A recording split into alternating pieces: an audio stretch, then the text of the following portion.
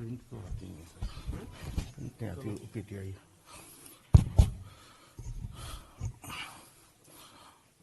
मित्रों, आज हमारे बीच भारतीय जनता पार्टी के वरिष्ठ नेता और केंद्रीय मंत्री माननीय श्री रविशंकर प्रसाद जी उपस्थित हैं और वो आज की प्रेस कॉन्फ्रेंस को संबोधित करेंगे। मैं उनसे निवेदन करता हूं कि प्रेस कॉन्फ्रेंस कृपया प्रारंभ करें।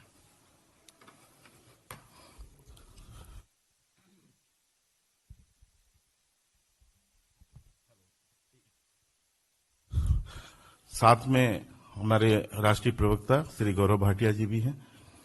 मैं सर से निवेदन करता हूं कि वो प्रारंभ करें प्रेस। हमारे दोनों प्रवक्ता मित्र, पत्रकार बंधुओं, एक महत्वपूर्ण विषय पर पार्टी की ओर से बात रखने के लिए मैं उपस्थित हुआ हूं। थोड़ा विस्तार से बोलूंगा, फिर आपके सवाल भी लूंगा। किसानों से संबंधित सुधारों को लेकर जो कानून बने हैं,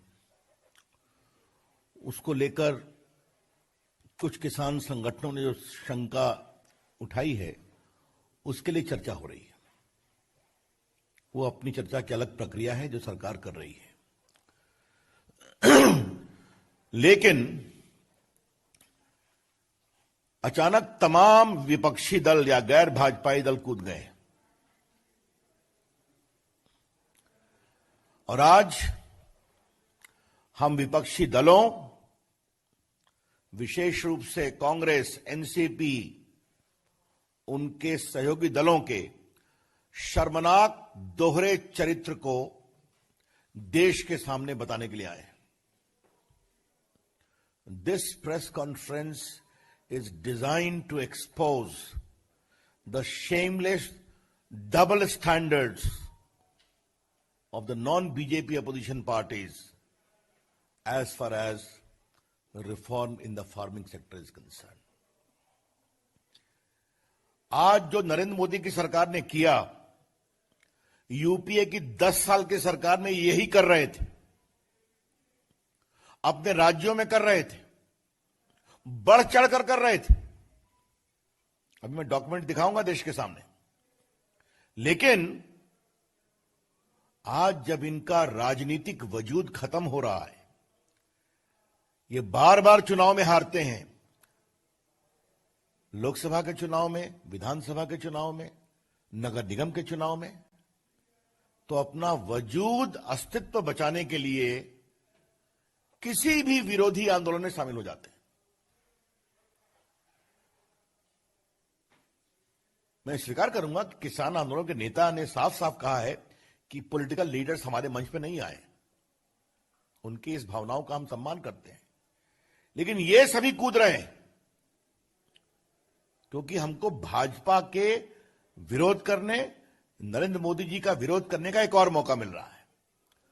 भले ही जनता में कोई उनका वजूद नहीं है और कोई सुनवाई नहीं होती है। और ये सिर्फ किसान आंदोलन की बात नहीं है। अगर आप देखेंगे तो चाहे वो सीए का विषय हो या बाकी विषय हो या कभी शाहीन बाग का विषय हो या कोई और सुधार का विषय हो, कोई भी विषय हो तो ये खड़े हो जाते हैं। विरोध के लिए विरोध, opposing the Narendra Modi government for the sake of opposition, forgetting their own work and past in the past. तो आज हम आपके सामने कुछ सिलसिलेवार विषय को रखना चाहते हैं। देखिए, कांग्रेस पार्टी का 2019 के चुनाव का मैनिफेस्टो था। पूर्व में एक बार हल्की चर्चा हुई है।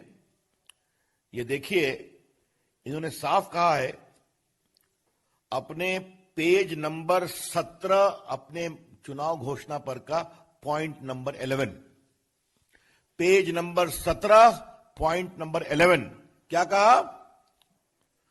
Congress will repeal the agriculture produce market committee act and make trade in agriculture produce including exports and inter state trade free from all restriction.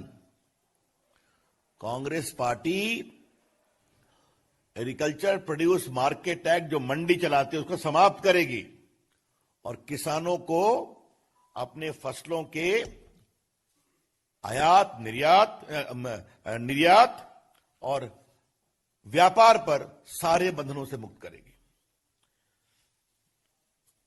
अच्छा, कांग्रेस पार्टी की कभी कभी कलाबाजी समझनी चाहिए। मैंने अंग्रेजी पढ़ा, उसमें लिखा है कि हम रिपील करेंगे, जो हिंदी है उसमें लिखा हुआ है हम संशोधन करेंगे।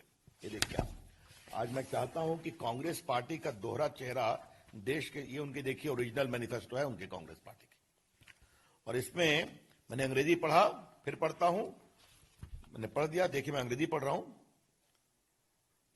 Point number 11, page heading 7, Agriculture, Farms and Farm Labor. Congress will repeal the Agriculture Produce Market Committee Act and make trade in agricultural state free from all restrictions. ये अंग्रेजी है। हिंदी में देखिए, कांग्रेस कृषि उपज मंडी समितियों के अधिनियम में संशोधन करेगी। अब कांग्रेस पार्टी के लोग जो ड्राफ्ट करते हैं, रिपील और अमेंडमेंट में अंतर नहीं समझते हैं, तो लगता है उनको कुछ आउटसोर्स करना चाहिए ड्राफ्टिंग को। ये मैं जरूर कहना चाहूंगा। अगर हिंदी भी मान ले तो संशोधन के पक्ष में वो थे जो हमारी सरकार ने किया है।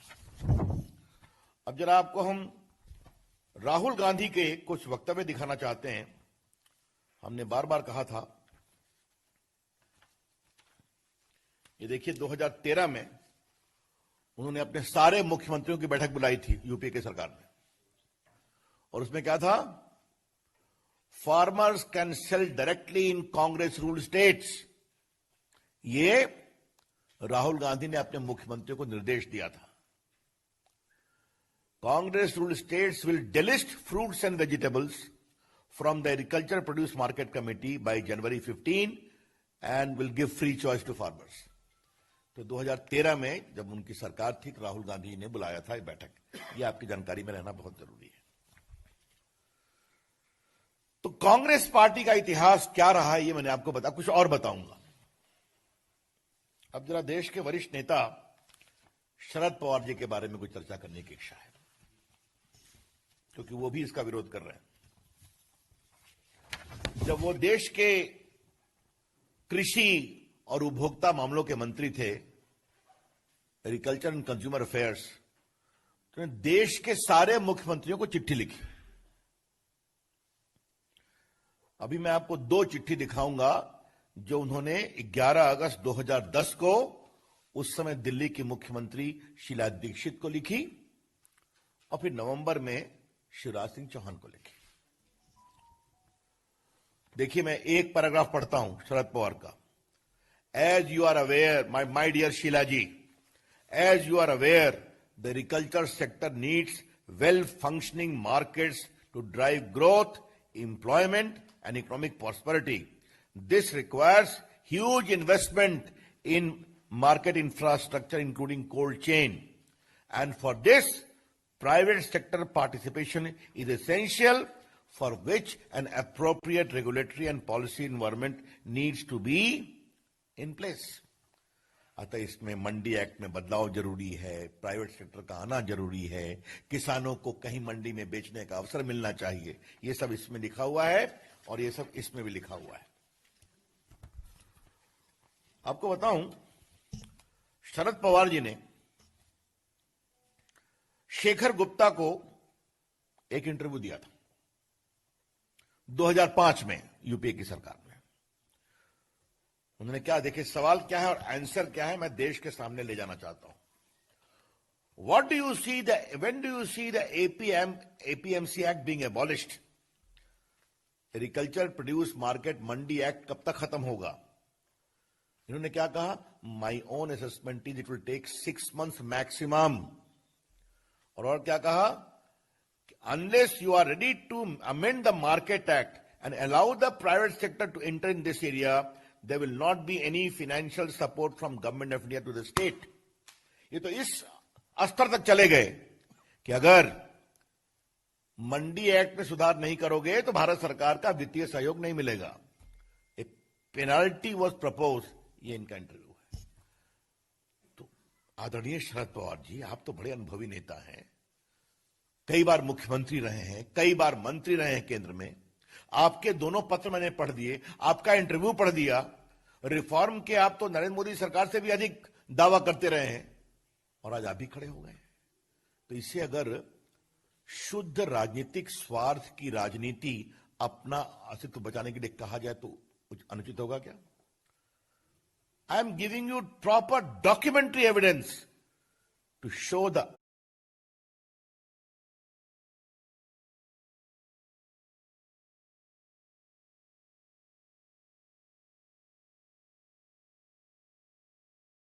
स्टैंडिंग कमेटी की रिपोर्ट आई है, उसमें आपके आदरणीय पिताजी मुलायम सिंह यादव भी मेंबर हैं और मैं ऐसा मानता हूं कि अभी वो समाजवादी पार्टी के नीतियों की आखिरी आवाज है, क्योंकि बड़े नेता हैं। उन्होंने भी बहुत साफ साफ कहा है उस रिपोर्ट में कि यह बहुत जरूरी है कि किसानों को मंडियों के चंगुल से मुक्त किया जाए। उसमें बाकी लोगों ने भी कहा है, अकाली के लोगों ने भी कहा है, और समाजवादी पार्टी हो या शिवसेना हो, जब सदन में बहस चल रही थी इन्होंने इसका समर्थन भी किया, सुधार करने की बात की, कुछ सावधानी खाली बात की, लेकिन इन प्रिंसिपल समर्थन किया था। ये सब रिकॉर्ड पर है, मुझे आपको बताने की जरूरत नहीं है। अब जरा मैं कांग्रेस पार्टी की सरकार के समय जो प्लानिंग कमीशन का एक रिकमेंडेशन आया था वो मैं आपको जरा पढ़ना चाहता हूं। ये 12 से 17 के लिए और 11 में पॉलिसी ऑप्शन जो दिया गया प्लानिंग कमीशन का, तो ये planning commission report, title report of the working group on agriculture marketing infrastructure, ये मनमोहन सिंह के समय में जो अनुशंसा थी उसमें क्या लिखा हुआ था? सेंट्रल गवर्नमेंट में enact inter state agriculture produce trade and commerce regulation act under entry 42 of union list. तो आज जो हमने काम किया, हमारे करने के 8-9 साल पहले मनमोहन जी की सरकार ये कर रही थी। 2005 में शरद पवार बोल रहे थे, और ये बात देश के सामने बताना जरूरी है कि जिस समय शरद पवार ये बोल रहे थे 2005 में कि अगर आप सुधार नहीं करोगे तो हम वित्तीय सहयोग देना बंद करेंगे, उस समय मनमोहन सिंह की सरकार का समर्थन कौन कौन कर रहे थे? मुलायम सिंह यादव जी की party, RJD, CPI, CPM, TDP और बाकी सभी। शिवसेना साथ नहीं थी। तो आप तो हमसे भी आगे अधिक जा रहे थे। तो फिर मैं कहूंगा कि ये जो आपका दोहरा चरित्र है शर्मनाक, कि अपने राजनीतिक अस्तित्व को बचाने के लिए भले ही किसान के नेता आपको नहीं बुलाते हों, लेकिन आप किसी भी सीमा में जाने को तैयार हैं। ये देश के सामने आना जरूरी है। अब जरा हम कॉन्ट्रैक्ट फार्मिंग के बारे में एक विषय आपको बताना चाहते हैं, और वो ये है कि इसका भी रिकमेंडेशन 2007 से 12 में मनमोहन सिंह की सरकार के समय हुआ था। और आपकी जानकारी के लिए मैं बता दूं कि कहां कहां मॉडल कॉन्ट्रैक्ट एक्ट लागू हुआ कॉन्ट्रैक्ट फार्मिंग का। आंध्र प्रदेश, आसाम, छत्तीसगढ़, गोवा, गुजरात, हरियाणा उस समय कांग्रेसी स्टेट था, आसाम उस समय कांग्रेसी स्टेट था, हिमाचल प्रदेश, झारखंड, कर्नाटका 2003 में कांग्रेस स्टेट था, महाराष्ट्र 2006 एनसीपी और इंडियन नेशनल कांग्रेस की सरकार थी, मध्य प्रदेश 2003 दिग्विजय सिंह की सरकार थी, मिजोरम, नागालैंड, उड़ीसा 2006 बीजेडी, राजस्थान, सिक्किम, तेलंगाना।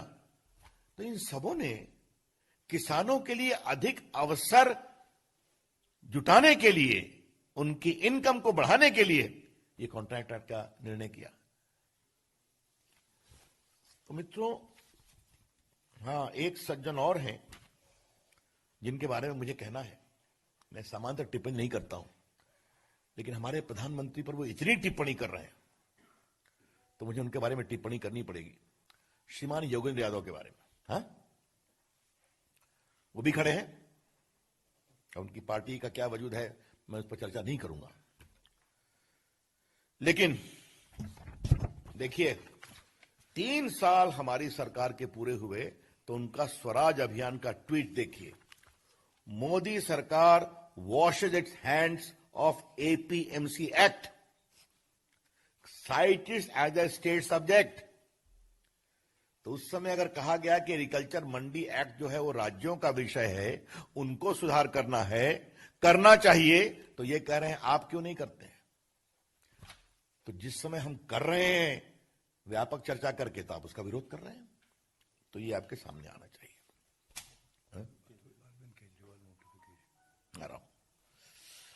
अब जब पता नहीं योगेंद्र जी के बाद केजरीवाल जी का नाम लेना ठीक है कि नहीं, लेकिन मुझे लगता है कि मैं ले लूं और ये विषय मैं आपके सामने रख दूं कि जो नया कानून बना है तो इसको 23 नवंबर 2020 को क्षमा करें, अरविंद केजरीवाल जी की सरकार ने दिल्ली में नोटिफाई करके गजट करके इंप्लीमेंट कर दिया। देखिए मैं गजट लेकर बैठा हुआ, तो इधर आप विरोध कर रहे हैं, उधर आप गजट निकाल रहे हैं, ये तो उनका काम है। तो मैंने आपको विस्तार से बता दिया कि यूपीए सरकार के 10 साल में किसानों के सुधार पर मोदी सरकार के बराबर नहीं, कई बार तो कहा कि हम पेनाल्टी लगाएंगे अगर आप सुधार नहीं करेंगे तब। शरद पवार जी ने पत्र लिखा, मनमोहन सिंह प्रधानमंत्री है, प्लानिंग कमीशन ने पूरा विस्तृत पॉलिसी निर्देश दिया, उसको मालूम किया, कई कांग्रेस की सरकार ने इंप्लीमेंट किया। राहुल गांधी ने स्पष्ट कहा 2019 में कि हम मंडी एक्ट को रिपील करेंगे और हम किसानों के लिए पूरे अवसर पैदा करेंगे। तो आप करें तो देश किसानों का कल्याण, हम उसको तरीके से करें बातचीत करके, तो आप सड़कों पे आते हैं। ये है डबल स्टैंडर्ड्स, हम इसका जबरदस्त विरोध करते हैं। किसान कुछ निहित स्वार्थों के चंगुल में फंसा हुआ है। हम चाहते हैं देश के छोटे मंझोले किसानों को अपने उत्पाद के लिए नए नए अवसर मिलने चाहिए। और कुछ मैं क्लैरिफाई कर दूं, क्योंकि मैं देश का कानून मंत्री भी हूं, किसानों की जमीन न बिकेगी, न लीज पर ली जाएगी, न बंधक होगी। कॉन्ट्रैक्ट के बारे में अगर कोई सोचते हैं किसान, तो उनकी जमीन न तो बिकेगी, न बंधक होगी, न लीज पर ली जाएगी। The farmers land shall neither be on lease nor will be sold nor mortgaged. उनके जमीन पर कोई देनदारी नहीं बनेगी, वो बनेगी तो फसल पर जो कंपनियां आएंगी। हाँ, बल्कि मैं पढ़ ही देना चाहता हूं section 8, sponsor prohibited from acquiring ownership right और making permanent modification on farmers land premises, उसका विस्तार से लिखा हुआ है। क्लियर हो गया। दूसरा, आज जो देश में छोटे किसान हैं, मंझोले किसान हैं, अगर वो समय के अनुसार बदलना चाहते हैं, उनको अवसर क्यों नहीं मिलना चाहिए। आईटी विभाग के रूप में मैं इस विषय को देखता हूं। हमने किसानों के लिए एक नेशनल एग्रीकल्चर मार्केट नेम बनाया है, समझे आप, जिस पर किसान अपने को रजिस्टर कर सकता है, अपनी फसल बेच सकता है। सिर्फ आपको मैं कुछ आंकड़े देता हूं और देश के सामने आपके माध्यम से आना बहुत जरूरी है। अभी तक 21 प्रदेशों में 1000 मंडियों ने रजिस्टर किया है नेम पर। 1000 mandis of 21 states have started functioning after being registered on National Agriculture Market Portal. कितने फार्मर हैं रजिस्टर्ड? 1,68,00,000। कितने ट्रेडर हैं? 1,51,000। ठीक है। और कितने का व्यापार हुआ है? 1,15,000 करोड़ रुपए का। तो आपने देखा, हमने किसानों को एक डिजिटल मंडी दी तो देश के तमाम मंडियां जुटी 1021 प्रदेशों में, 1,68,00,000 किसान जुटे और 1,15,000 का व्यापार किया है। आप अवसर देते हैं तो इस तरह से किसान उस अवसर के अनुसार अपनी इनकम को बढ़ाने के लिए और नए नए अवसर खोजता है। मैं सिर्फ आपको एक बात और बता के अपनी बात समाप्त करूंगा, बाकी तो सारे विषय आ गए हैं। ये हमने सिर्फ आपको दो चीज मैं बता दूं। इस कानून के पारित होने के बाद भी हमने खरीफ में जो फसल होती है उसमें 6 फसलों के भुगतान के लिए हमने और रबी में भी न्यूनतम बिल में वृद्धि की है। और ये चर्चा मैंने बाद में कई बार ट्वीट भी की है, शायद पीयूष जी ने भी किया है, लेकिन यहां आपको बताना जरूरी है कि अभी नवंबर के अंत तक धान के पैडी प्रोक्योरमेंट 318 लाख टन हुआ है, 60,000 करोड़ रुपए का। पैडी का प्रोक्योरमेंट जिसकी एमएसपी आती है वो 318 लाख टन हुआ है, 60,000 करोड़ रुपए का। और इसमें से सिर्फ पंजाब ने 202.77 लाख टन का प्रोक्योरमेंट हुआ है, यानी 64%। तो अगर जरा भी हमारा मंडी खत्म करने का इरादा होता या एमएसपी को समाप्त करने का इरादा होता तो इतनी बड़ी खरीद होती क्या? तो ये सब बातें देश के सामने लाना बहुत जरूरी है। नरेंद्र मोदी जी की सरकार किसानों के हित के लिए समर्पित है। नरेंद्र मोदी जी की सरकार किसानों के लिए नए नए अवसर तलाश कर उनकी इनकम में और मजबूती करना चाहती है। नरेंद्र मोदी जी की सरकार देश के किसान और किसानी को अनावश्यक नियंत्रण से मुक्त करना चाहती है, जिसके कारण उनके विकास में परेशानी हुई है। हां, एक अंतिम बात मुझे लगा कि मैं आपके सामने रख ही दूं। बहुत चर्चा हो रही है तो एक विषय पंजाब के नेता, बाकी लोग भी विरोध कर रहे हैं। ये देखिए, 8 मार्च 2019 को पंजाब के मुख्यमंत्री ने पेप्सी का एक बड़ा प्लांट इनॉग्रेट किया, आलू वगैरह सबके लिए, और 5,000 लोगों को नौकरी मिलेगी। तो अवसर के लिए आप आता है तो आप काम कर रहे हैं, हम बड़े बड़े अवसर की बात करते हैं तो आप विरोध कर रहे हैं। तो मित्रों, ये जितनी विपक्षी पार्टियां हैं ये किसानों को भ्रमित कर रही हैं। इनका पूरा चेहरा शर्मनाक दोहरे चरित्र का है।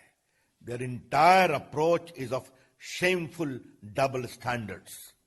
They are seeking to confuse based upon wrong facts.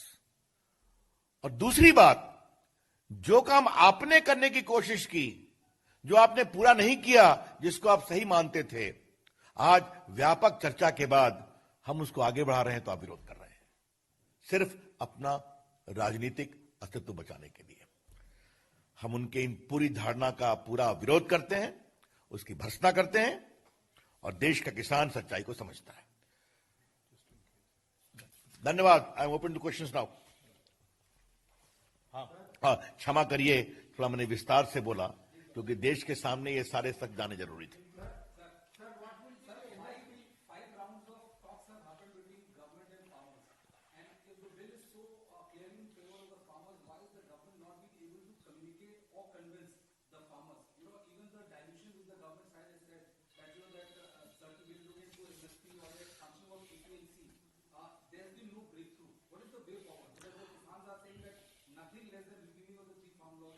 देखिए, मैं उस चर्चा पर मेरा बोलना ठीक नहीं होगा कि वो चर्चा सरकार के स्तर पर हो रही है, हमारे मंत्रीगण कर रहे हैं, तो इस विषय पर वो चर्चा करेंगे।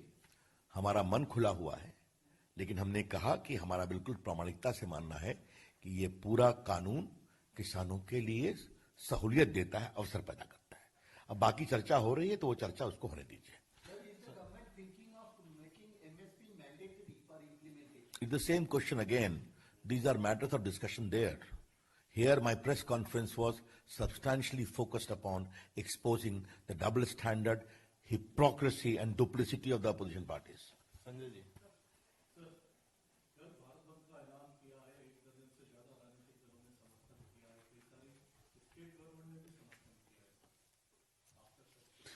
बार बार हारे हुए लोगों को अगर अपना राजनीतिक वजूद बचाने के लिए स्वार्थपरस्त एक दिन के लिए सड़क पर आना पड़े तो उनका अधिकार है, लेकिन जनता सच्चाई को समझती है।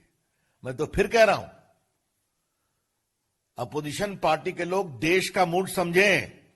क्या लोकसभा, क्या विधानसभा, क्या नगर निगम, बिहार में भी तो सब लोग लगे हुए थे ना उसी काम के लिए, जो मेरा प्रदेश। कश्मीर में वोटिंग, जनता ने वहां भी कितना खुल करके वोट दिया, आपने दिखाया है। तो इसके बावजूद अगर वो देश का मूड और मिजाज नहीं समझते हैं तो ये उनके ऊपर है।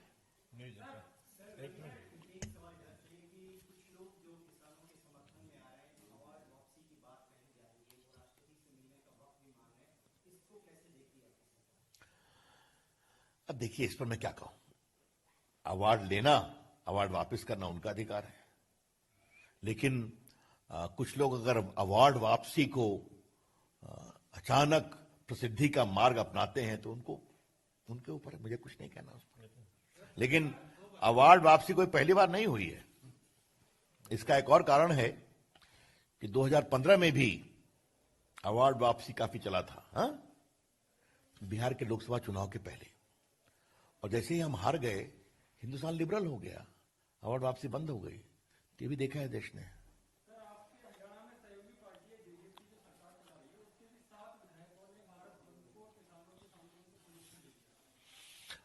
वो हमारी बहुत ही अच्छी सहयोगी पार्टी है और उनके नेता हमारे सरकार में मंत्री हैं, हमारी उनसे बातचीत होती है। उसका उत्तर देने के लिए मुझे प्रेस की जरूरत नहीं है।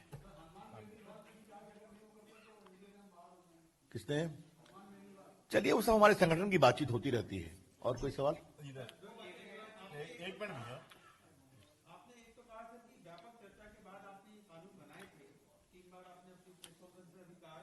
किसानों का ये कहना है कि हमसे कोई चर्चा ही नहीं की गई संगठनों का। नंबर 1। नंबर 2 की जो कृषि राज्य मंत्री कैलाश चौधरी, उन्होंने कहा कानून वापस नहीं होगा, संशोधन कर सकते। तो क्या सरकार? मैं फिर आपसे कह रहा हूं, सरकारी स्तर पर किसानों के संगठन से जो बातचीत चल रही है उसको उस प्रक्रिया में चलने दीजिए। मेरा उस पर बोलना उचित नहीं होगा।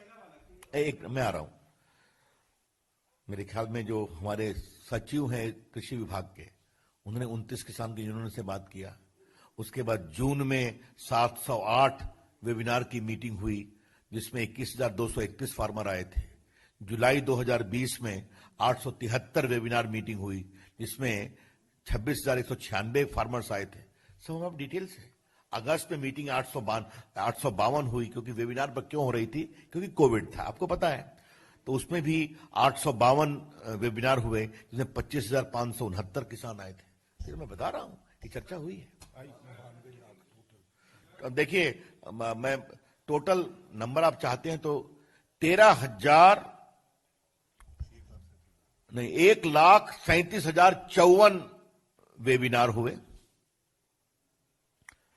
जून से लेकर नवंबर के बीच में, जिसमें 92,42,376 लोग शामिल हुए। 92,42,376 लोग शामिल हुए। तो ये हम डिटेल्स आपको दे दिया हमने। एक मिनट।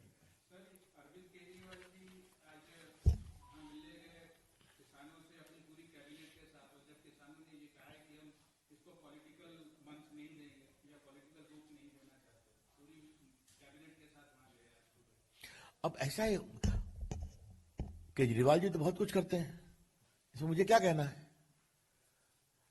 एक तो मैं वो नोटिफाई करते हैं। अभी मैं कह रहा था इन दोनों से कि मेरे बोलने के बाद ही इसको वो फिर डिनोटिफाई कर देंगे, ये भी हो सकता है। चलिए,